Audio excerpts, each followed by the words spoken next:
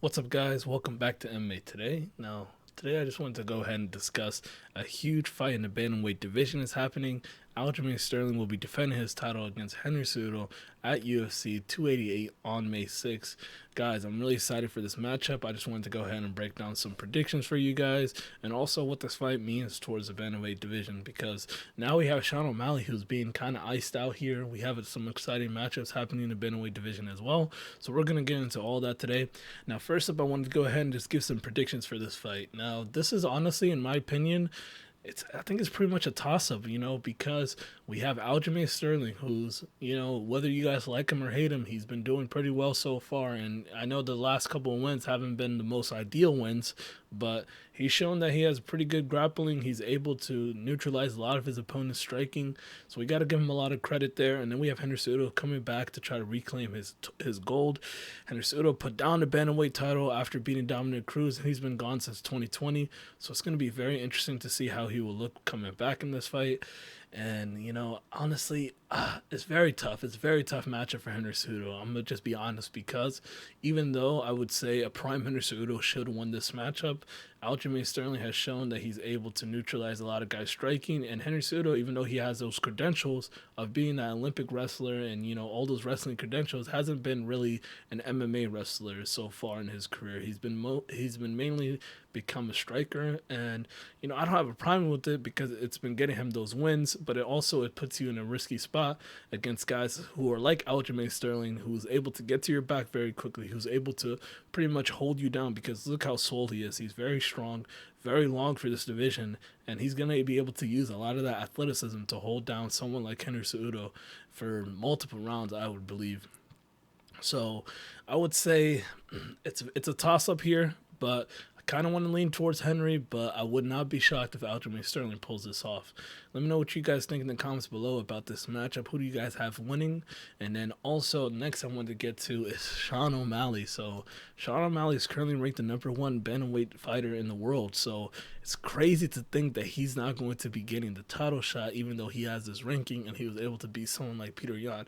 I know it was a controversial win, but he won the fight at the end of the day, and he got that #1 ranking spot. So we have to give him credit on that end, and he's being left out to dry here. So he's letting Henry Cejudo get that title shot, and to me, I feel like the UFC is kind of protecting Sean O'Malley. Sean O'Malley is an exciting fighter, probably the best striker in this whole division, most entertaining fighter in this whole division, and he's the biggest fighter in terms of popularity. So he would probably sell the most pay-per-view buys. So the UFC is, I'm assuming that what they want to do is they want to let Henry Cejudo and Aljamain Sterling kind of take each other out, and in that case, Sean O'Malley would have an opportunity to fight for the gold. I guess it would be against the winner of that matchup, but I want to let you guys think about this. If Aljamain Sterling wins, he's been rumored to say that he wants to go up to bantamweight because his buddy Marab is taking on Peter Yan. Now, if Marab wins that matchup, he has to be getting a title shot, right? Like, he's pretty much in line for a title shot, and he said he's not going to be fighting Aljamain Sterling. That's his buddy. He gives Aljamain a lot of props. He's not going to fight Aljamain Sterling, so you kind of need to move up Aljamain Sterling if you win this fight and try to come into the bantamweight, featherweight division. And I think that would be better for him in general, just because he's already a big guy. He cuts a lot of weight. He's been talking about his weight cuts and how it affects his body and things like that. So I would assume that going up to featherweight would be beneficial for him. And then also Henry Cejudo, he's been teasing to go up to featherweight. He's been talking about C4 this, C4 that. He wants to call himself C4. He wants to get that fourth belt. I mean, I'm sorry, that third belt, which would make him C4 because of that Olympic gold medal as well. So he's been teasing that as well. So I could see either one of those guys winning and going up. So either way, that would clear that spot for Sean O'Malley. And then, guys, think about this: what if Cheeto Vera beats Corey Sandhagen, and we get a potential title fight this year of Sean O'Malley versus Cheeto Vera for the bantamweight title? I think that just sounds so good, because we know these guys are two exciting strikers. It's not going to be a boring fight. Their first fight didn't end the way that Sean O'Malley wanted. He got hit in the perennial nerve.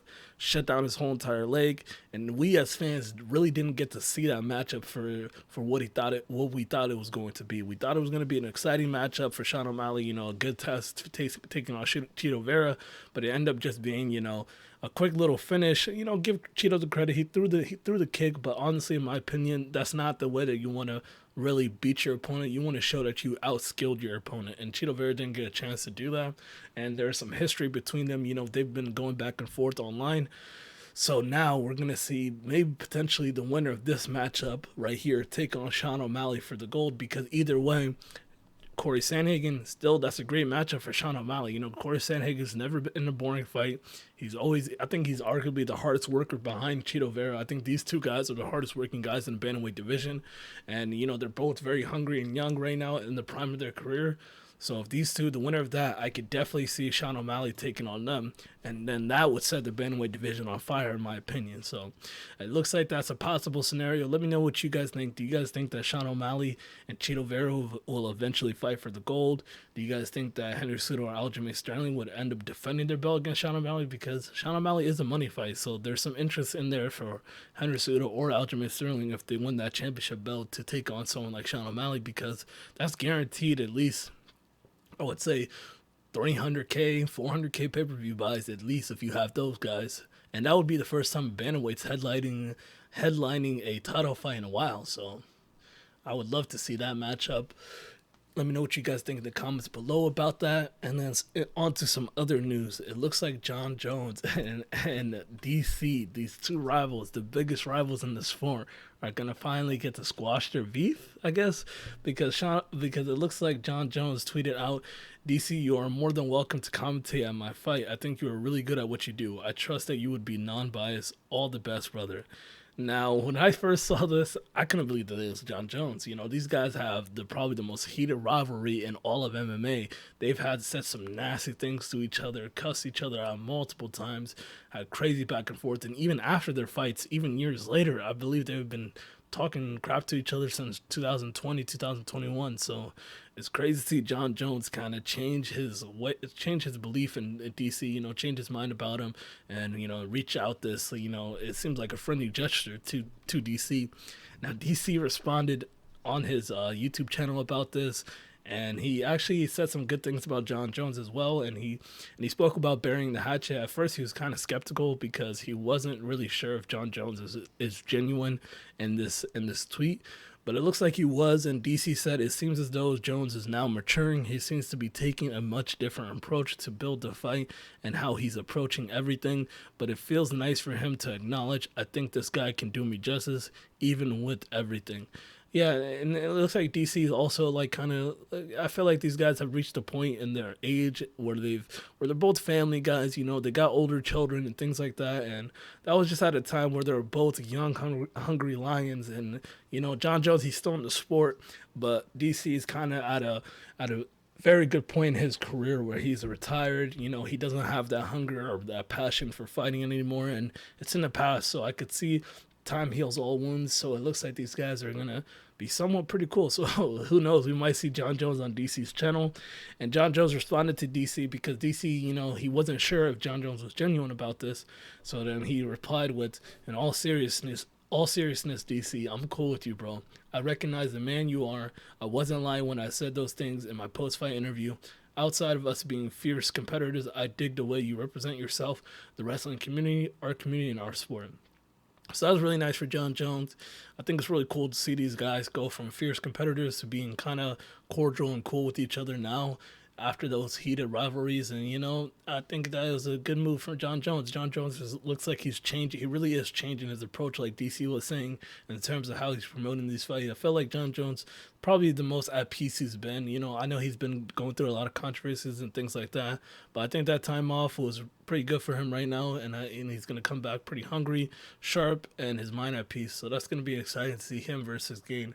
Let me know what you guys think in the comments below about that. Do you guys think that DC and Jon Jones really are going to bury the hatchet for good, or you guys think that they're going to beef again? Let me know what you guys think in the comments. Subscribe if you guys are new, like, and I'll catch you guys in the next one. Peace.